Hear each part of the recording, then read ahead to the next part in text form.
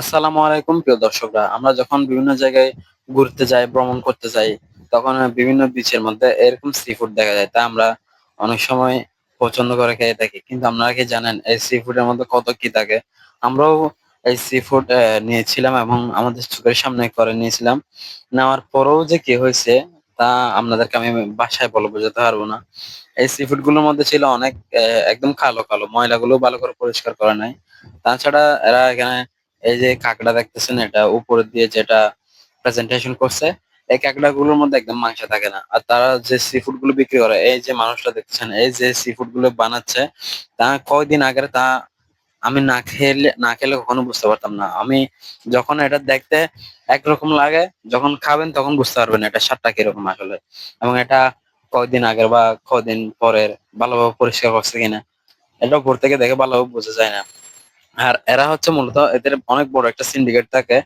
এরা হচ্ছে যে খাবারগুলো পরিবেশন করে তা হচ্ছে এত বাজে তা বলা সম্ভব না। আর হচ্ছে এরা আপনি অবশ্যই যখন এই সি ফুড খেতে যাবেন আগে দরদামটা ঠিক করে নেবেন, যাতে পরবর্তী সমস্যা না হয়। কারণ এরা দরদাম যখন প্রথমে করে তখন একরকম দাম বলে, পরবর্তী যখন বিল দিতে যাবেন তখন অন্যরকম দাম বলে, যার কারণে অনেক ঝামেলা হয়। তো আপনারা অবশ্যই একটা ভিডিও সহ করে রাখবেন এবং খাবার খাওয়ার আগে আপনাদের সাথে যত পিসের কন্টাক্ট হবে ওই পিস অত পিস আপনি পাইছেন কিনা তা ভিডিও করে রাখবেন এবং যদি না পান তাও ওদেরকে ডেকে বলবেন। ওরা বিভিন্ন সময় বিভিন্ন ভাবে আপনাদেরকে জালে ফাঁসানোর চেষ্টা করবে। ওদের কথার কিছু কিছু ফাঁক ফোকর দিয়ে আপনাদেরকে আটকানোর চেষ্টা করবে। তা আপনারা এই জন্য আগে যখন দরদাম করবেন তখন থেকে ভিডিও করবেন এবং কত ভেঙে নেবেন, কত পিস পাবেন, কত পিস পাবেন না। এরা মনে করেন অনেক ছোট ছোট যেগুলো পেঁয়াজু দেয়, এগুলো হচ্ছে মনে করেন 100 টাকার পেঁয়াজু নিলে মনে করেন আপনাকে বলবো যে 100 টাকা যদি পেঁয়াজু নেন 70টা দিবে বা 60-70টা থাকবে। কিন্তু আদতে 100 টাকার পেঁয়াজু নিলে আপনি 25টাও পাবেন না। তো এরা এই 2 নম্বরে এই সিন্ডিকেট গুলো করে থাকে।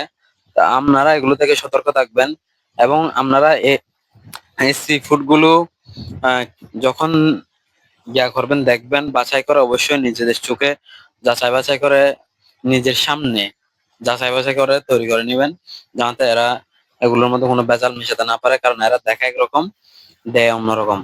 তো আপনারা সতর্ক থাকবেন যাতে আপনাদের সাথে এরকম প্রতারণা না করতে পারে। কারণ এদের প্রত্যেকটা জায়গায় প্রতারণায় ভরপুর। কারণ এরা এত হচ্ছে মানুষের সাথে বাজে বিহেভ করে, যখন বিল দিতে চায় তখন তা বলা সম্ভব না। তো এখানে দেখেন, এখানে ফুচকা আছে, তারপর হচ্ছে পাশাপাশি কাঁকড়া আছে, পেঁয়াজু আছে। তাদের এই জায়গাটাও একদম তেমন একটা পরিষ্কার না। আর তারা যে সসটা দেয় তা খুবই বাজে, কোথা থেকে আনে আল্লাহ ভালো জানে।